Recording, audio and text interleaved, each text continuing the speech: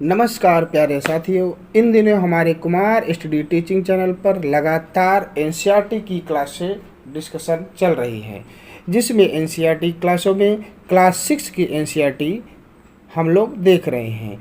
Class 6 के NCERT के geography chapter में इसके पहले हम लोग चैप्टर 6 तक का अध्ययन कर चुके हैं। आज हम देखेंगे चैप्टर 7 को। 6 में जो हमने पढ़े थे पृथ्वी के जो प्रमुख पृथ्वी के बारे में पढ़ा था। अब पृथ्वी के जो प्रमुख नदी, तालाब, पर्वत, पठार या जो समुद्र हैं उससे संबंधित बातों को डिस्कशन किया गया था।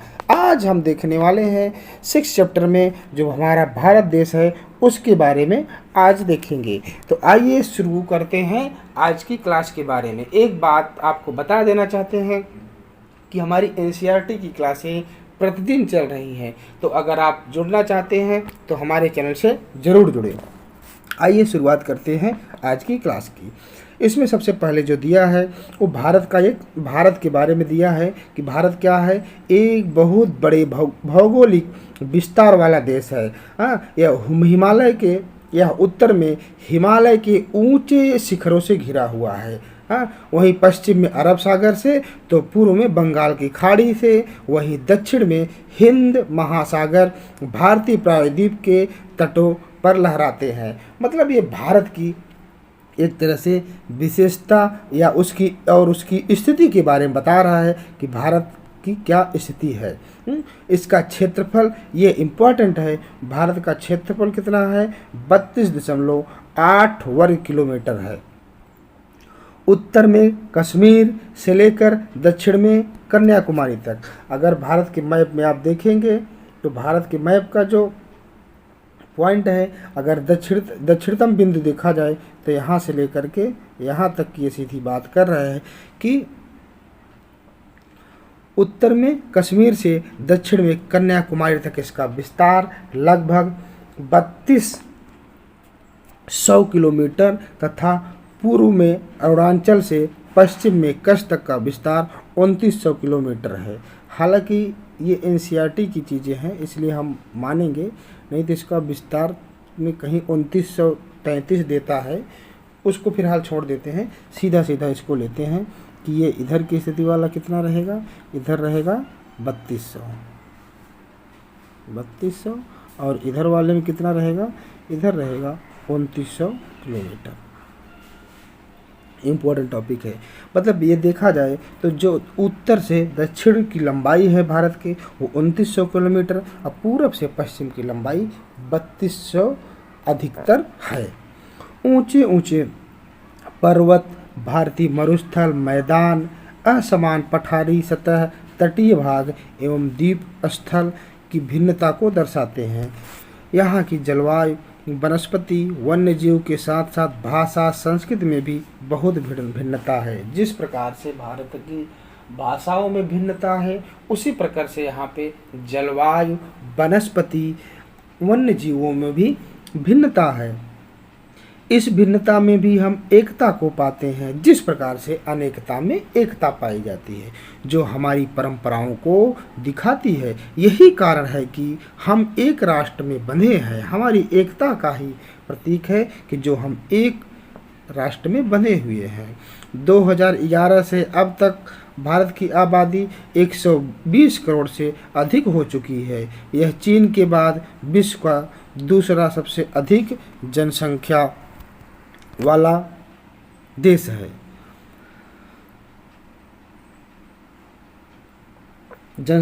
देखिए अभी ये प्रेजेंट टाइम में की ये डाटा है। अगर माना जाए तो इस समय भारत की जनसंख्या विश्व की जनसंख्या से सबसे अधिक हो चुकी है। लेकिन ये अगर देखा जाए, ये जो डाटा दिया है ये 2011 की जनगणना के दिया है। उसके बाद 21 में होना था जो अभी नहीं हो पाई। कोरोना काल आ गया था उधर, जिसकी वजह से टली, फिर अभी नहीं हो पाई। अगर ऑफिशियल डाटा की बात किया जाए तो ये उसकी बात कर रहा है। अभी इसका अपडेट नहीं आया है। अब ये बात अलग है कि हालांकि जो है इसका जो है अब चीन पीछे हो चुका है। अब हम बात करेंगे भारत के स्थिति की बात करेंगे।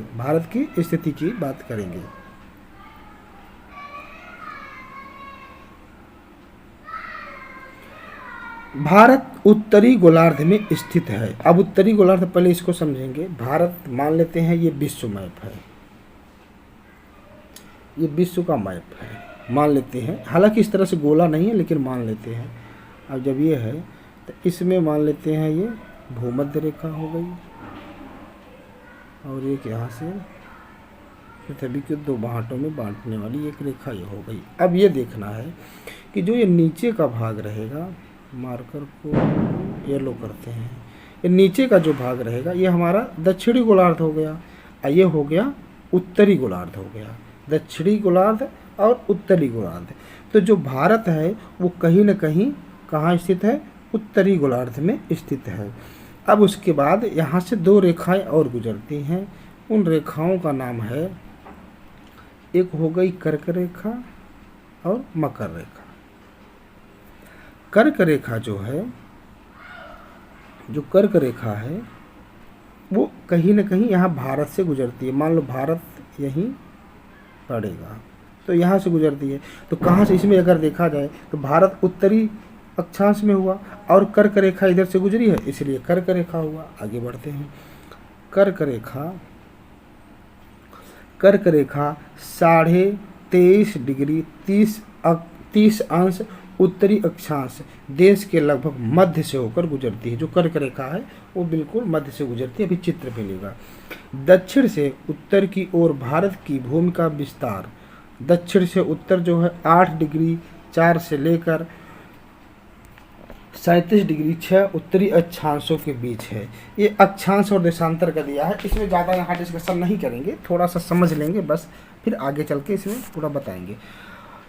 में स्थित है, हाँ कहाँ तक पहुँचे थे, हाँ पश्चिम से लेकर पूर्व तक तथा भारत का विस्तार 68 डिग्री 4 से पूर्वी अक्षांश से 97 डिग्री 25 पूर्वी देशांतर के बीच है। अक्षांश और देशांतर के बारे में अभी हम आगे डिस्कशन करेंगे, तभी पॉइंट ज़्यादा क्लियर होगा, के बीच स्थित है। अगर हम विश्व को पूर्वी एवं पश्चिमी गोलार्ध में बांटते हैं तो भारत विश्व की स्थिति किसी गोलार्ध में होगी। भारत विश्व की स्थिति किस गोलार्ध में होगी? तो ये जायज़ सी बात है, जब उत्तरी दक्षिणी में बांटेंगे तो भारत उत्तरी में होगा। बहुत बड़े देशांतरीय विस्तार लगभग 29 डिग्री के कारण यहाँ दो छोरों पर स्थित स्थानों के स्थानीय समय में बहुत अधिक अंतर हो सकता है। इसके कहने का तात्पर्य है कि जब हम मान लीजिए विश्व मैप पे देखेंगे तो जो विश्व मैप है इसमें पहले कुछ बिंदुओं को हम यहाँ देख लेते हैं। इसके पहले हालांकि इस चीज़ पे हम डिस्कशन कर चुके हैं कि अगर देखा जाए तो 24 घंटे में 360 डिग्री घूमेगी। 24 घंटे में जब 360 डिग्री घूमेगी तो एक घंटे में कितना घूमेगी? एक घंटे में 15 डिग्री घूमेगी। और वहीं पे तब क्या आ जाएगा? एक घंटे में 60 मिनट हुआ तो वही हो जाएगा 4 मिनट में 1 डिग्री घूमेगी। अब बस इतना ही समझना है। इसके आगे अब चलते हैं कि 24 घंटे में 360 डिग्री घूमेगी, एक घंटे में 15 डिग्री घूमेगी। तो 15 डिग्री, तो इसमें अगर 4 से डिवाइड करेंगे तो ये 40 लिख गया क्या? ये 4 रहेगा। 4 मिनट में 1 डिग्री घूमेगी। अब इसी के आधार पे यहाँ पे बताया ये गया है कि जब भारत, अगर देखा जाए आगे मैप में भी बताया जाएगा, जब भारत की स्थिति है तो इससे जितनी भी जो यहाँ का समय बनेगा, अब यहाँ पे देखेंगे तो यहाँ का समय कुछ और रहेगा। हर मिनट में 4 मिनट में 1 डिग्री घूमेगी तो हर मिनट में यहाँ पे डिग्री का कोण बदलेगा, यहाँ कुछ और हो जाएगा, यहाँ का और। तो ऐसा लग रहा है कि यहाँ 5 बजेगा तो जैसे 4 मिनट बाद 4 मिनट में 1 डिग्री घूमेगी। तो अगर यहाँ 10 डिग्री आ गई तो यहाँ 40 मिनट बदल जाएगा, मतलब यहाँ 5 बज रहा है तो यहाँ 5:40 हो जाएगा। तो टाइम बदल जाएगा। इसी की बात कर रहा है कि टाइम न बदले उसके लिए क्या करना है।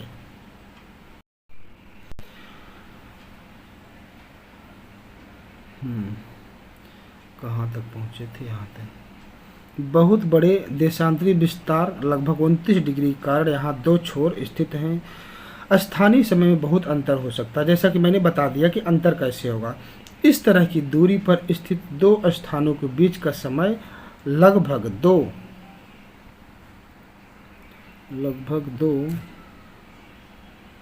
मार्कर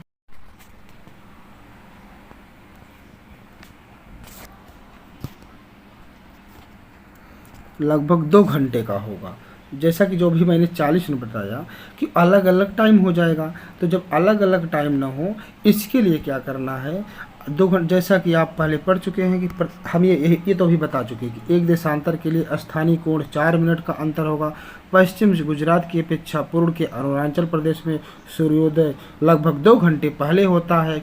आप पहले पढ़ चुके हैं। ये मतलब ये पश्चिम से ये पूर्व की बात है कि यहाँ का टाइम और यहाँ का टाइम में काफ़ी अंतर होगा। तो अंतर न हो, इसके लिए क्या करना है, तो इसके लिए क्या है कि इसके लिए किया है कि 82.5 डिग्री 30 अक्षांश पूर्वी देशांतर के स्थानीय समय को भारत का मानक समय माना गया है। इस यामोत्तर को भारत का मानक यामोत्तर कहा गया, मतलब पूरे भारत को देखा जाए तो 82.5 डिग्री 82 सही 1/2 82.5 डिग्री जो अक्षांश है उसको मानक समय मान लिया गया है। उसी से सारे भारत का समय निर्धारित होगा। अब इससे क्या होगा, कोई बदलाव नहीं आएगा, एक ही टाइम पे सब जगह चलेगा। आगे बढ़ते हैं। 7 देशों की स्थिर सीमाएं इसकी समुद्र से जुड़ी हैं। जो 7 देश हैं उसको इसके बारे में दिया है। इस भारत के जो 7 पड़ोसी देश हैं वो कौन कौन हैं, आइए उसको देखते हैं।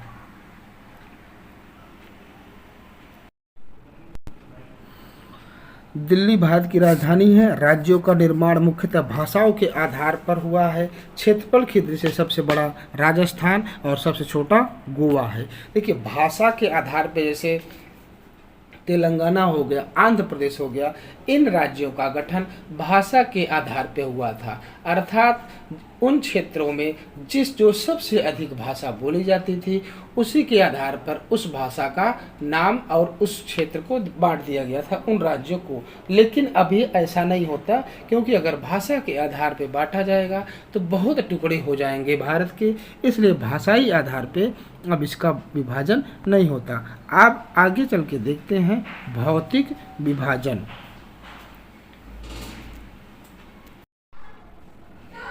भौतिक विभाजन भारत में पाई जाने वाली भौतिक आकृतियां विभिन्न प्रकार की हैं, क्योंकि भारत किसी भी मामले में किसी एक प्रकार का नहीं है। रहन सहन, वेशभूषा, क्षेत्र, बनावट, मानसून, आकार, क्षेत्रफल, हर चीज़ में भिन्नता पाई जाती है। जैसे पर्वत, पठार, मैदान, तट तथा द्वीप समूह। उत्तर में बर्फ से ढका हिमालय, संतरी छतरी, यहाँ पे कुछ मिस्टेक है क्या, देखिए, संतरी, हाँ, संतरी का कार्य करता है। अच्छा, हिमालय, हिम प्लस आलय, आलय का मतलब हुआ घर हुआ या उस चीज़ को इकट्ठा करने का स्थान। हिम माने बर्फ हुआ, अर्थात बर्फ का घर या बर्फ का हिमालय। इसमें दिया क्या है, हिमालय का मतलब होता है बर्फ का घर। हिमालय पर्वत को 3 मुख्य समानांतर श्रृंखलाओं में बांटा गया है। सबसे उत्तर में स्थित श्रृंखला को बृहद हिमालय, जो हिमालय है, जैसे देखा जाए तो सबसे उत्तर में जो है इसे बृहद हिमालय कहेंगे। उसके बाद बृहद हिमालय या हिमाद्री भी कहते हैं। इसी श्रृंखला में विश्व की सबसे ऊंची शिखर है जिसे मध्य हिमालय। अगर हिमालय की बात करें, मध्य हिमालय या हिमाचल प्रदेश, हिमाद्री मतलब जो हिमालय का भाग है उसका जो सबसे ऊंचा वाला भाग है वो कौन सा है, मध्य हिमालय का भाग है। हिमाद्री के दक्षिण में स्थित बहुत से लोकप्रिय पहाड़ी स्थान यहाँ स्थित है। 5 पहाड़ी स्थानों के नाम का पता लगाएं। शिवालिक का सबसे दक्षिण में स्थित श्रृंखला है। अब इसमें थोड़ा सा इसको देखते हैं, यहाँ मैप में दिया होगा तो देख लेते हैं।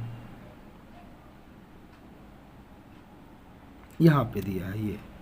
अब देखिए, हिमालय की जो है ये चोटी हो गई, ये हो गई, उसके बाद ये हो गई, तो ये क्या है, ये है किसी तरह से सबसे ऊंची मध्य की बात किया है। अब यहाँ पे जो झेलम, चिनाब, रावी, सतलज, ब्यास, इन नदियों का भी उद्गम स्थल इसमें दिखाया गया है। आगे बढ़ते हैं।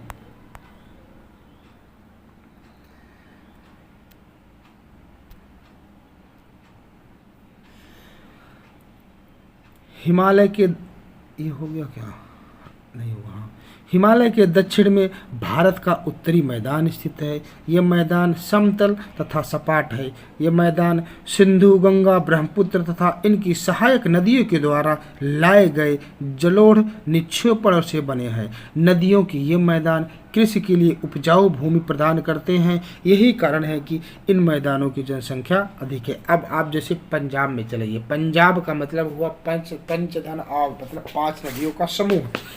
अब होता क्या है कि जब कोई नदी बहेगी, इन नदियों में एक इस प्रकार से, जैसे ले लेते हैं पंजाब की नदियाँ, अब इनका जो ये क्षेत्र होगा, ये वाला क्षेत्र, ये चूँकि नदियों द्वारा लाए गए कछार से इसका निर्माण होता है, तो इसलिए ये वाली जो भूमि होगी ये बहुत ही ज़्यादा उपजाऊ होगी।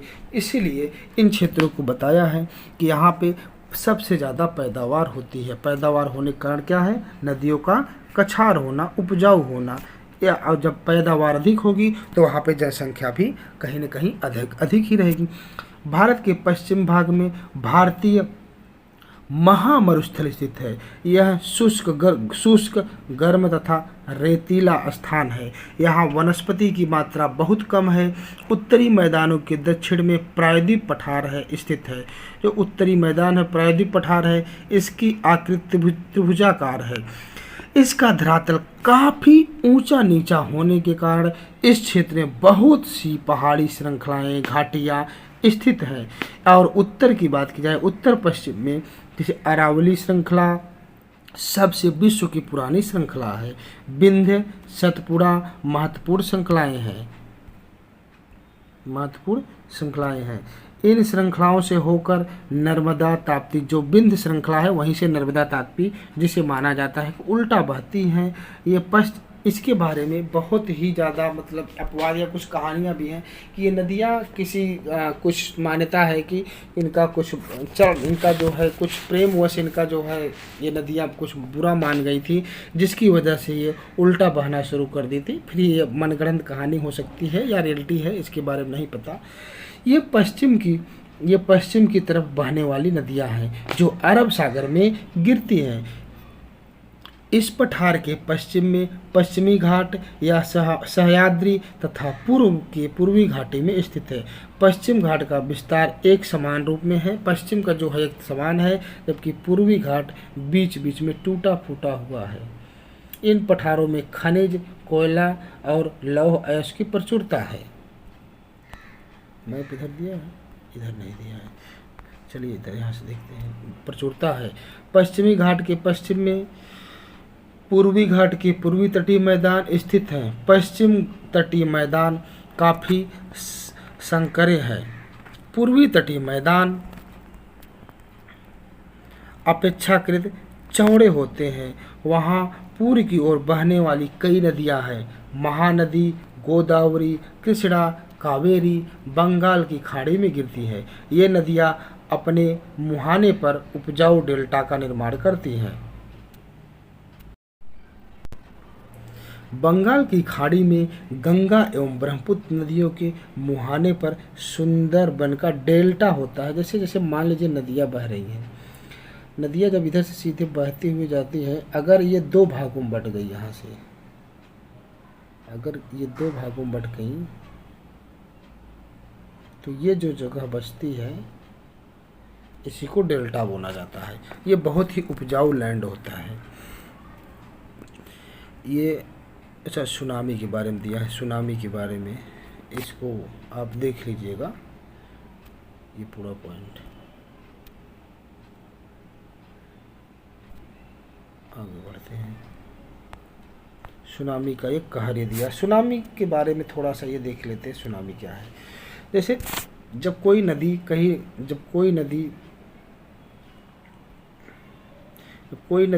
कहीं से निकलती है, किसी पर्वत श्रृंखला से निकलती है, तो जब बहते हुए चली जाती है। लेकिन होता क्या है कि चूँकि नदियाँ हैं बहुत बड़े क्षेत्र में रहती हैं, तो यहाँ पे इसके अंदर जो एक तरह से देखा जाए तो जो ज्वार होता है या अंदर जो होती है नदियों के, जैसे कोई विस्फोट हुआ, कोई लावा या किस तरह से, तो जब होता है तो ये बहुत बड़े क्षेत्र में होता है, 100 किलोमीटर तक भी हो सकता है, बहुत लंबा होता है। तो ये होता क्या है, ये यहाँ पे पानी का जो घुमाव हो बहुत ही स्पीड में बहुत ऊंचा आता है और दूर दूर क्षेत्र फैलता है। तो जब दूर तक फैलता है तो यहाँ पे काफ़ी मात्रा में, बहुत बड़ी मात्रा में त्रासदी आती है, जिससे जन धन की हानि होती है। तो सुनामी कुछ इसी प्रकार से आती है। ये सुनामी का ही कहर दिखाया गया है। ये लास्ट टॉपिक है, इस चैप्टर का ये लास्ट टॉपिक रहेगा। भारत में 2 द्वीप समूह हैं। लक्षद्वीप द्वीप समूह अरब सागर में स्थित है। केरल के तट से कुछ दूर स्थित प्रवाल द्वीप समूह अंडमान निकोबार द्वीप समूह है। भारत से दक्षिण पूर्व दिशा में बंगाल की खाड़ी में स्थित है। क्या आप जानते हैं कौन सा द्वीप समूह वर्ष 2004 में सुनामी आया था और प्रभावित हुआ था? और आगे देखते हैं, जब सुनामी भारतीय तट से टकराई थी तो किस प्रकार के लोगों ने, देखिए इसमें होता क्या है, सुनामी में आती है तो जो पानी का लहर होती है वो बहुत ऊपर मात्रा में, बहुत स्पीड मात्रा में रहती है, जिससे त्रासदी आने के चांस 100% बढ़ जाते हैं। तो ये क्लास आज की क्लास यहाँ पे समाप्त हुई। आई होप आपको पसंद आया होगा। हमारी क्लास कैसी लगी है, आपको अगर सही लगे तो हमें कमेंट करके ज़रूर बताएं। आज के लिए बस इतना ही। बहुत बहुत धन्यवाद। और हाँ, एनसीईआरटी की क्लासें हमारी डेली रेगुलर लगातार चल रही हैं। अगर आप एनसीईआरटी पढ़ना है, इंटरेस्टेड है एनसीईआरटी की क्लासों में, तो इसमें ज्योग्राफी की क्लास हमारी प्रतिदिन चल रही है। आप हमारे चैनल से ज़रूर जुड़ें। बहुत बहुत धन्यवाद।